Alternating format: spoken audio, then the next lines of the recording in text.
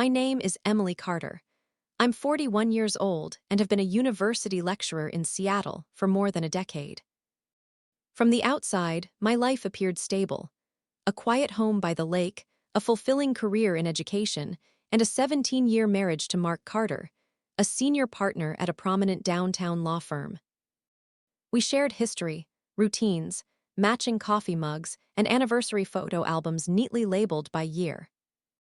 To friends and family, we were that couple always smiling at gatherings, exchanging knowing glances mid-conversation, finishing each other's stories. We traveled. We hosted game nights. We volunteered at the local food bank. From the outside, our life resembled a carefully polished portrait of partnership, but reality rarely matches the frame. Over the past few years, something had shifted. At first, it was subtle. Mark worked later, he spoke less. Deadlines, he said. Then came the new cologne, the sudden interest in the gym, crisp shirts on an ordinary Tuesday. I noticed. I always noticed. But noticing isn't the same as admitting. So I told myself what people in long relationships often do. It's just a phase. Life gets busy. People drift. Until one evening, a tiny detail shattered everything I believed. Mark was in the shower humming a classic rock tune. I was folding laundry on the bed when his phone lit up. A soft chime. One message. Reservation confirmed. Table for two. Lumiere. Friday, 7:30 p.m. Window seat. She'll love it. Lumiere. We had once dreamed of going there for our 10th anniversary. Expensive, elegant, nearly impossible to book. That year, he canceled work obligations, he said. Now, a table was set for someone else. That moment wasn't just about dinner. It was the crack exposing the hollow space beneath years of pretending. And suddenly, I knew I wasn't paranoid. I wasn't overthinking. I was right. I just hadn't wanted to be. I hadn't meant to unlock his phone. I swear I didn't. But my fingers moved before my mind could stop them, guided by something deeper than suspicion. Instinct sharpened by months of quiet pain. The passcode was still our wedding date. 4 simple digits. Naive, just like believing trust alone could hold two people together. Inside, the truth waited, and it didn't wait politely. There she was, Lisa Morgan, blonde, mid-30s. Communications manager at Mark's firm. Her name filled message after message, text bubbles layered with emojis, pet names, stolen moments. It wasn't just infidelity. It was intimacy, inside jokes. Debates about what color dress she should wear to his meetings. Photos from a work trip to Napa I'd been told was canceled due to budget cuts. They had built an entire world together. One image stopped me cold. Lisa curled up beside Mark on a hotel bed, both smiling like teenagers. I hadn't seen him smile like that in years. The worst part? I wasn't angry. Not yet, just hollow. As if the part of me capable of disappointment had burned out completely. Then the rage came. Quiet, pulsing. "Have you seen my gray tie?" Mark called from the bathroom, oblivious. "Second drawer," I replied. My voice was flat. My hands trembled. My words did not. That night I lay beside him without touching, without speaking. His breathing was steady, peaceful. Mine was measured, each inhale counting down to something I hadn't yet planned. I didn't sleep. I stared at the ceiling, replaying every time I'd blamed myself for our growing distance. Every time I'd said, "He's just tired," or "Maybe I'm just tired," but now I knew better, and once you know, you can't unknow. The next morning, I kissed him goodbye as usual. He was meeting a Japanese client. Important, he said. Instead, I called the university and requested a short leave. Not to grieve, to prepare. For 17 years, I had been the calm, understanding wife. Now it was time to become someone else.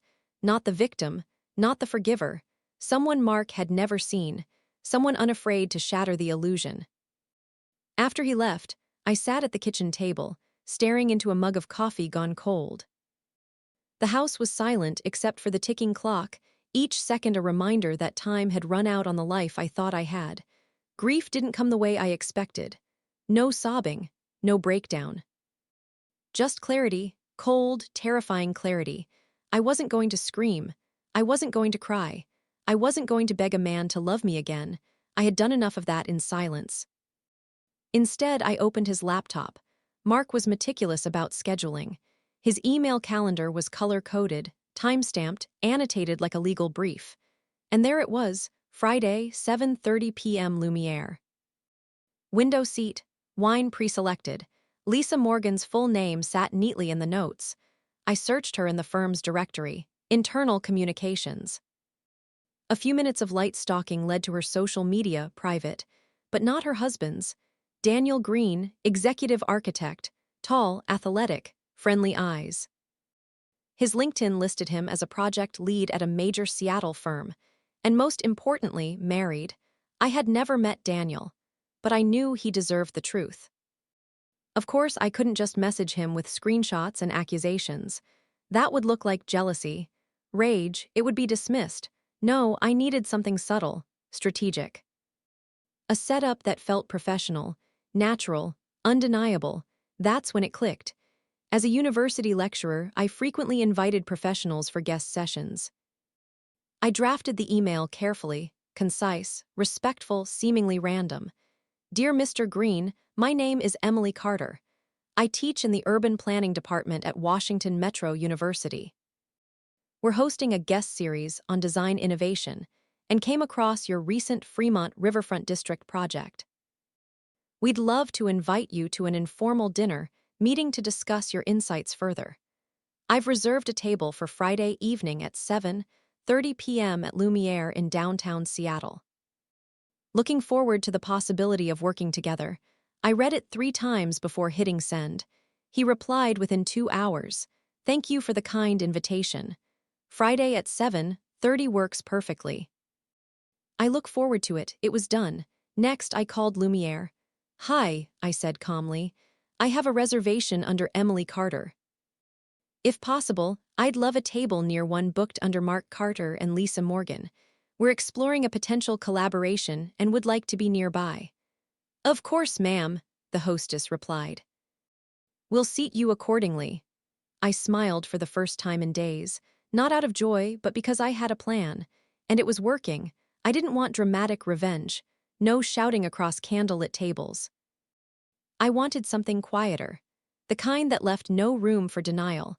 The kind that unfolded slowly, like a curtain rising to reveal truth center stage. Mark thought he was orchestrating a perfect evening. He didn't know I had rewritten the script, and on Friday night, the performance would begin. Friday arrived faster than I expected. I had rehearsed every scenario, but nothing could truly prepare me. I arrived at Lumiere 20 minutes early. The restaurant was exactly as I remembered from photos, elegant, dimly lit, polished to perfection. A place for celebration, for love, for secrets whispered over wine.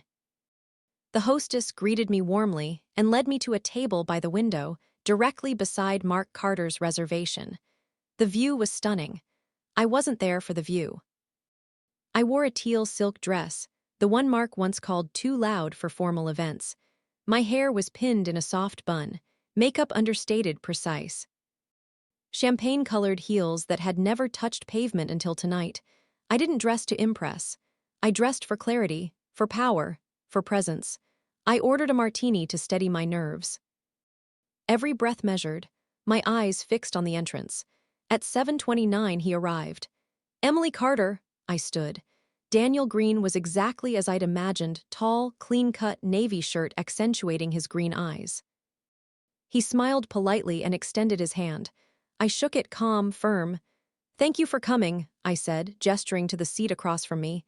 The pleasure's mine, he replied. I've heard great things about Lumiere. We made small talk, his firm's riverfront projects, my courses in project management. I asked questions I barely processed, answering just enough to keep the conversation flowing. But my attention remained fixed on the door. Then I saw them. Mark entered first, wearing the gray blazer I bought him last Christmas. Lisa followed, radiant in a fitted red dress, her hand brushing his as they approached their table. The hostess seated them directly beside us. They smiled like newlyweds. He poured the wine. She touched his arm. I kept my expression neutral, turning slightly away. Daniel continued speaking. Then I felt it, a shift in the air. I turned just enough. Mark's eyes locked onto mine. He froze. The color drained from his face.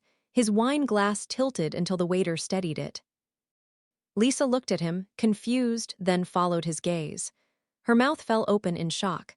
Before either of them could react, I leaned toward Daniel and said softly, "Excuse me." "I'll be right back." And I stood, walking toward the restroom area. Not fast, not dramatic, just enough to give them time to squirm, and just enough to position myself perfectly for the next step. As I turned the corner, Lisa stepped out from the hallway. Her face was pale. "You're Emily, right?" she asked, her voice a whisper. I tilted my head.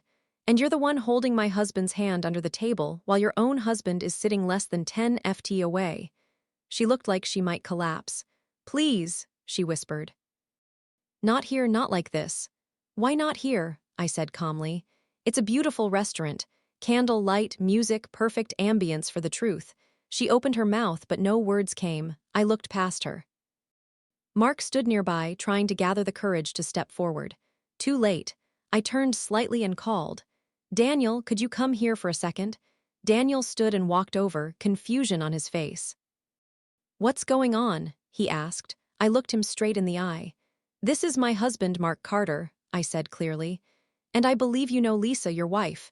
Daniel turned to her slowly. Her face said everything. Silence fell over our corner of the restaurant. No one dared to move. Mark tried to speak. Lisa covered her mouth, tears forming, but I didn't wait for apologies. I turned around and walked back to my table, letting the moment settle in behind me. Revenge wasn't loud. It was quiet. It was truth. Served ice-cold right between the wine glasses and the perfect lighting. I returned to the table and sat down slowly. Daniel didn't follow immediately.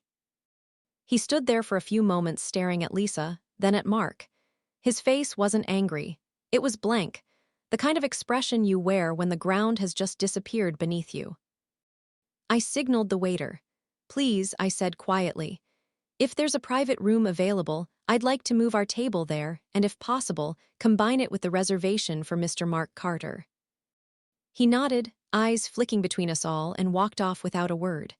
5 minutes later, we were being led through a velvet curtain to a quiet, secluded room at the back.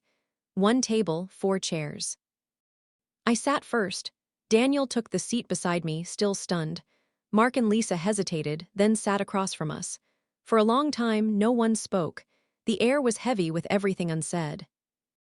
Mark broke the silence. "Emily, I don't even know where to start."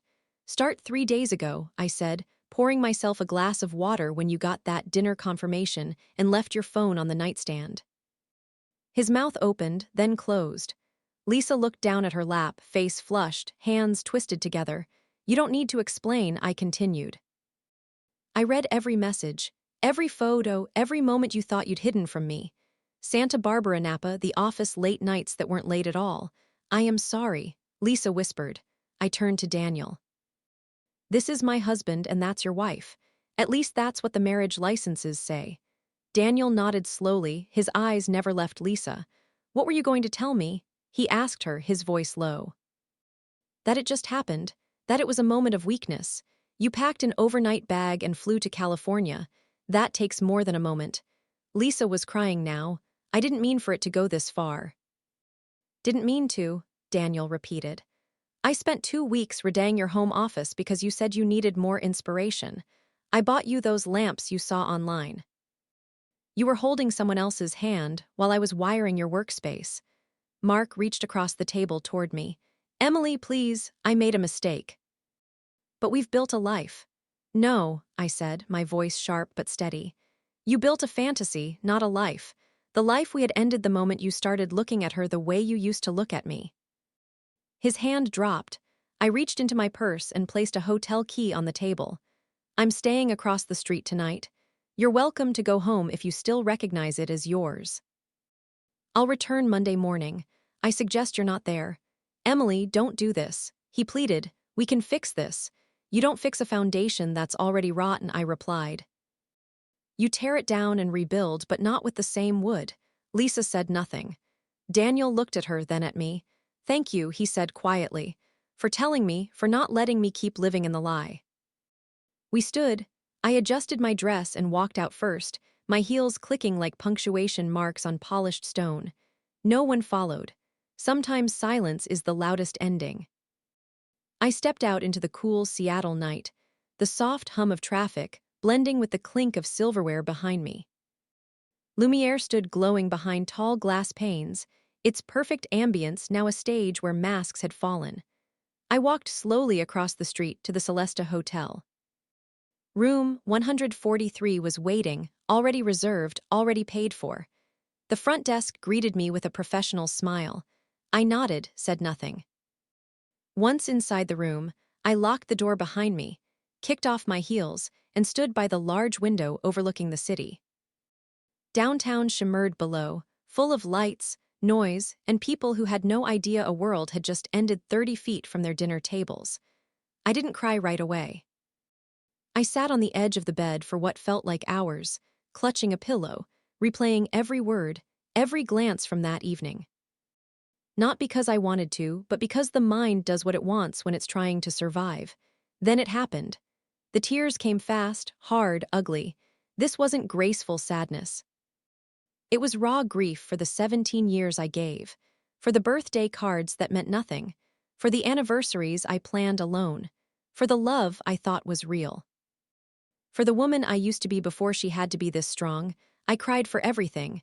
And then there was a knock at the door. I froze, slowly. I walked to the peephole and looked. Daniel. I opened the door a crack. He looked exhausted, still in the same shirt, eyes red but calm. "I'm sorry to bother you," he said. "I didn't know where else to go." I stepped aside. "Come in." We sat in 2 armchairs by the window. The silence between us wasn't awkward. It was shared space, 2 people breathing through the same pain. "I still don't understand how you did it," he said finally. "How you sat through dinner with that kind of knowledge." I gave a soft, dry laugh. I wasn't sitting, I was waiting. Some truths you have to deliver them yourself, or they lose their meaning. He nodded slowly, and for the first time all night. I felt seen not as the betrayed, but as someone who refused to stay silent when the truth needed a voice. We didn't speak for a while after that. Daniel and I just sat there both watching the moving lights outside, as if the city somehow made our silence easier to carry. 2 strangers bound not by fate but by betrayal. Not lovers, not friends, just witnesses to the same collapse. Eventually, he stood. "I should go," he said. "I don't think I'll sleep tonight, but I should still try." I walked him to the door. He paused, then looked back. "Thank you, Emily, for handling it the way you did, for letting me find out with dignity." I nodded. "You deserve to know." He hesitated again. "What happens next?" "I don't know," I said truthfully. "But I know what won't happen. I won't shrink to make someone else feel taller ever again." He smiled faintly and left. I locked the door behind him and leaned against it for a moment, taking in the quiet. That night, I didn't make plans. I didn't make resolutions. I didn't vow to become someone new. I simply let myself be. Not Mark's wife, not the betrayed, just a woman in a hotel room with mascara on her pillow and nothing left to pretend. Sometimes closure doesn't come with a bow. Sometimes it comes with a silence so complete it finally makes room for your own voice again. And that's what I chose. I didn't text Mark. I didn't answer his calls the next day. When I returned home on Monday, his things were already packed. A quiet goodbye, sealed in cardboard boxes and absence. I walked into my bedroom and opened the curtains wide. The light flooded in, golden and warm. It didn't fix everything, but it reminded me that there's always another morning. To anyone listening wondering if you're crazy for noticing the changes, the distance, the way they stop laughing at your jokes, trust yourself. You're not imagining in it. You're just not blind. And if this story gave you something strength, clarity, maybe even just a breath of courage, then share it. Someone else out there might need to know they're not alone. Because we all deserve the truth, and more than that, we deserve peace. Thank you for listening.